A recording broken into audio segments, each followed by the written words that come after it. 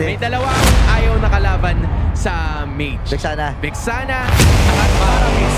At yung Paramis ay parte ng lineup ng ONIC Philippines. You're looking at Kid Bomba right now. Lock in. Pwedeng tulala, pwedeng lock in. Depende sa inyong perspective. Pero Pilipinas, lumalaban na sa ating unang laro ang ONIC Philippines kontra sa representatives ng EECA. This is Team Spirit. Casters, patungo sa inyo. At ang Game 1 ay magwawagi mapupunta sa... Ay, wala pa pala. Iba! Okay, kami pala ulit ang mga kasama nyo. Aki na nga player of card para sa quarterfinals between Team Spirit and ONIC Philippines. Tama. Pasok sa top 4 magwawagi dito at ang matatalo naman ay road to airport muna. Tama. So, sa ngayon, very spicy lineup. I like the spice. Mayroong may sipa. Yung lineup na pinigap dito ng ONIC. I have to say na ang cost naman nito, Athena, syempre yung leave open ng YSS. It's really a calculated risk, diba? Hindi pa rin may kakailan na sobrang lakas talaga ng YSS sa meta natin ngayon. Bihira yung mga teams na nagpapakawala nito, pero they're willing to do it and they have a lineup to deal with it as well. Katulad nga sabi ni Kelra kanina, bigyan daw ng magandang laban ang kalaban. Tama. Pero just wala namang mali sa sinabi niya. Tama naman. Pero at the same time, pag binigyan mo kasi ng magandang laban, is either bugbog talaga eh.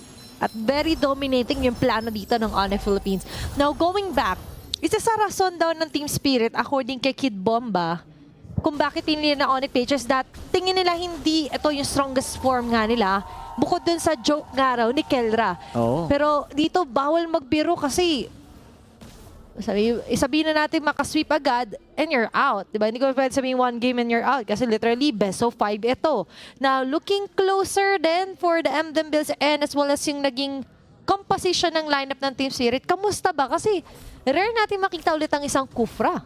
Kaya nga sobrang lalim ng hugot dito ni Sawo na again, it's not picked up for a reason as well. Hindi ko masabing natatago to at sobrang lakas.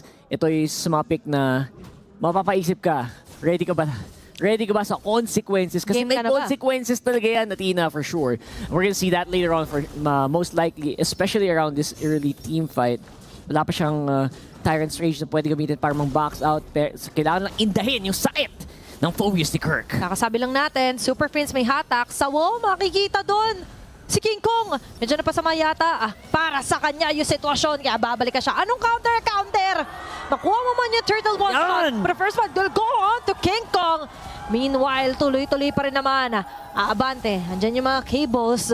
Yung Spear of Destruction ay mag-hit. Magta-teleport ba dyan si Hiko? Pero mukhang hindi na muna ang sagot.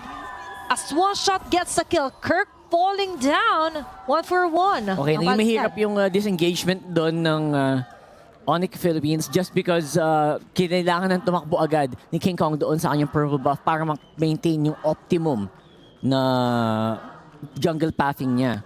Pero so far, I think that is definitely a good turnout para dito sa Team Spirit just because nakapag-immerse na si One Shot and medyo hindi na din pwedeng indahin sa puntong ito. Yeah, but the important thing is si King Kong di pa rin naman masyado na dedenayan, nadadalawan. We've mentioned yung mga shaky, funny plays pa ngayon sa MSC currently. Hindi pa naman ka-high yung success rate niya, but still, it's there. Ngayon, for ONIC Philippines, challenging if ever yung ganun mga prolonged team fights, knowing na after the Netherrealm, what's next? Brusco, on the other hand, nakita naman natin yung Brusco specialty na gatot catcha na ito. So, posible pa rin tayo makakita ng magagandang play and kills. Kid Bomba! Hindi na yata palalagpasin pa. Na-force na gamitin ang kanyang pagkapit. SOD, tutulungan na ba siya ni Hiko? Nagtatawag na ng rest back. Kirk and King Kong trying to run away. Pero katulad ng kanina, medyo troubling yung kanilang pag-disengage and Sunset Lover will still get a kill. Yeah, bahagyang alay muna dito si Kirk. A very nice try as well from the Super Fam. Trying to go for that kill. Again, it's just Kid Bomba on the glue. Very tanky hero at the stage of the game. Tinry naman nila tinry namang i-whittle down. Medyo kinulang na lang ng gasolina talaga sa dulo. Pero dahan-dahan naman umaangat ang lamang dito ng Team Spirit. Yan ang importante, slow but steady. Okay, steady start muna. ang gusto natin makikita if ever for ONIC Philippines. Meanwhile, for Team Spirit, unti-unti naka-accumulate na silang 1.3k by the way gold lead. And they still have what it takes to somehow disrupt members here for ONIC PH. Di makakalapit, hindi sila makakuha ng kill. Instead sila pa nga yata ang makukuha nandito. SOD not hitting anyone. Brusco going in. Pero mukhang sila pa yata yung malulugi doon.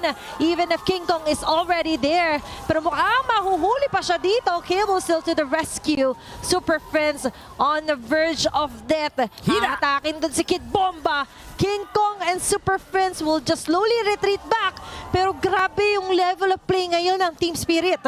Nakita din natin yung effectiveness din talaga netong Kufra pick na to in slowing down na Fanny. Kasi sa totoo lang, yun yung mga OG na quote-unquote counter pick or counter against a Fanny. Yung bouncing ball talaga, mapipigilan yung paglipad ng Fanny mid-air and mapapa-walking trip ka. So yun yung mga sinusubukan ding iwasan dito ni King Kong, kaya hindi siya makapag-straight on na mapakapagwala so far. And we'll see if that's gonna keep going here. So far naman, ang damage output nila is on 1-1 mostly, which is hindi pa din sumasama si Kelra masyado sa mga team fights. At ngayon, isa sila sa tinitignan natin na closer goal distribution look. Hindi pa rin naman ganoon, sabihin natin layo ng pagitan ng gold to gold natin considering na Kelra still steady onto the lane. Pero ang hindi nagiging steady ngayon is yung farming for King Kong, kinapitan. Trying to go for the cable still, pero mukhang this will be a pick off for Team Spirit. Even with the SOD missing, that was a sure kill for them. Yep, sumakay na din ng malala. And again, mahirap para sa Fanny pag nasakyan ka ng isang glue. Alam na alam niya yan. It is gonna be a very difficult invade here. Pero pipiliin pa rin ng Team Spirit trying to deny the purple buff from King Kong, and they will take it successfully. Mukhang nagkakatotoo nga na Team Spirit mentioned that they see ONIC PH. Somehow, hindi ito yung nakita nating championship form. The world champions na somehow ngayon ay being dominated by Team Spirit. Moving forward, dito sa ating matchup, still hindi pa naman natin nakikita si Kelra on action. So there are things pa rin na pwedeng bala dito ng ONIC Philippines. Team Spirit, by the way, getting 3 straight turtles para dito sa game na to. Yeah, it's a 3.8k gold lead para sa Team Spirit. So far, hindi pa din naman masyadong napipigilan o napapabagal yung farming dito ni Hiko. So both for gold laners ay mostly pantay pero may bahagyang dagdag naman sa gold para dito kay Hiko just because he's playing very, very safe as well on the Moscow. They need to, right? And para dito sa Team Spirit, dagdag na naman. Na-turret on to the bottom side, na kanilang mababasag. Now, hindi natin nakikita na nakakapitalize ngayon yung isang funny play. And King Kong is left somehow struggling. And mahirap yan pag sa Fanny pag hindi mo nakuha yung early game nyo. Pero para sa Team Spirit, on the other hand, they've got a great mindset and as well as setups here. Nahanap ko ngayon yung win condition. Where is the win condition here of ONIC Philippines? And it's looking like it might be a bit more difficult as time goes by. Dumadagdag na din yung mga torre na nababasag dito ng Team Spirit just because medyo na box out na din yung mga member dito ng ONIC. They're sticking together, nag-togetherness na lang sila as a family right now. Kailangan si Super Friends on the side. He needs to keep Kirk and King Kong alive. On the other hand, Kid Bomba still putting pressure. Kirk ngayon. Gusto ko sa likod. Nandyan man yung Inferno Pursuit pero masala pa yung mapapasama. Nether activated. But it's not enough to survive. One shot. Going for the double kill. Multiple shots fired here. Pati si Super Prince. Idadagdag sa numero. A triple kill here. First one shot. And Team Spirit taking the multiple members and capitalizing on the kills. Umahap din dahan-dahan sila one shot. As well as Hiko, hindi natin siya napapansin dito. Right now, naghahanap pa rin ng ONIC. Opportunity yun na makapag-bounce back. Still, for ONIC Philippines, the hope is still alive. We could definitely see it much later, if ever. They just need to hold on. Kung ikaw, si Kelra, pati na rin sila Super Friends. The timing isn't there. Pero so far, for Team Spirit, napaka-stable nung ginagawa nila. Mabilis sa execution, mabilis yung output ng damage. At ngayon, so kung mabilis din nila makuha ang First Lord for this game. Yeah. So, si King Kong dito now is being relegated na mag-split push na lang din.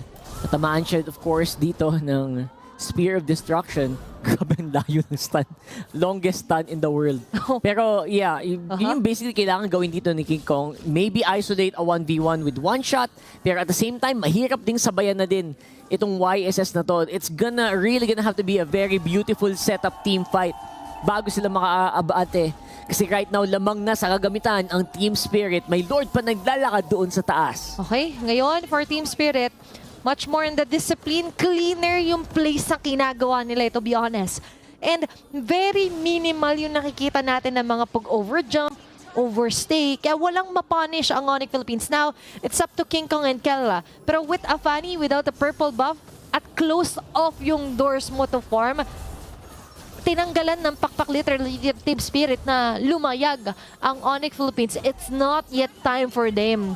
Habang sobrang aga naman for Team Spirit nung power spike nila. And even King Kong na ganun ininda yung sakit coming from a single man here sa si Hiko. Parang ilang normal attack yun Grabe, nakapunta na agad sa lagpas kalahati ang buhay ni King Kong. So it's ONIC Philippines fighting for their territory, fighting for their lives dito sa game number 1. 2.7k goal lead ang lamang ni Hiko laban kay Kelra.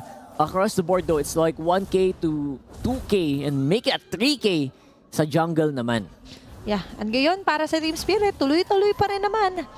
Evident yung gap, we have to be honest. And for ONIC PH, the way to close off the gap is somehow pull off a miracle move.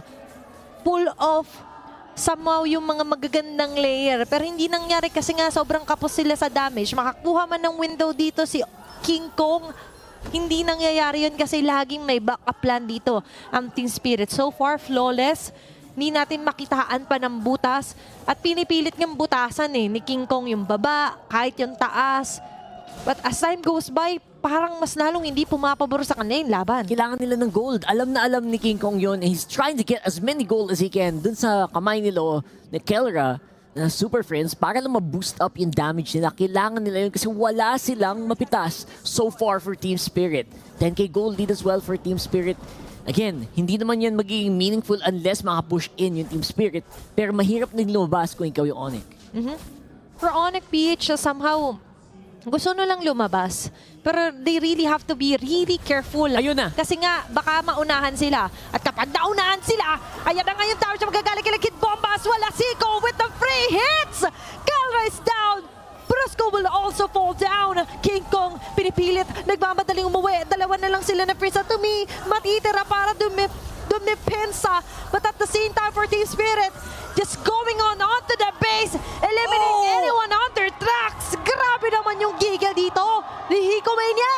Muntikan pa, if that winning way wasn't clear, that could have been it. Pero looks like Team Spirit hindi pa rin matatapos, relegated to go back to that Lord. Pero kita mo yung pangil, napakatalas para sa Team Spirit.